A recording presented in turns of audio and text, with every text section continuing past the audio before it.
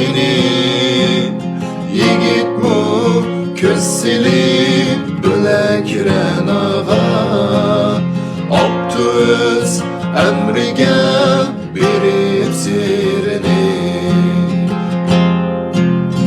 Iliq qiz dertke chidolmay faqat tegibdi oldiga uchrigan erga.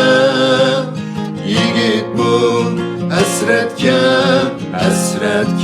chukib to'libdi pushmonda tashna zaharga. Bu bir qadimdan qolgan rivoyat, lekin u manguga yangi hikoya.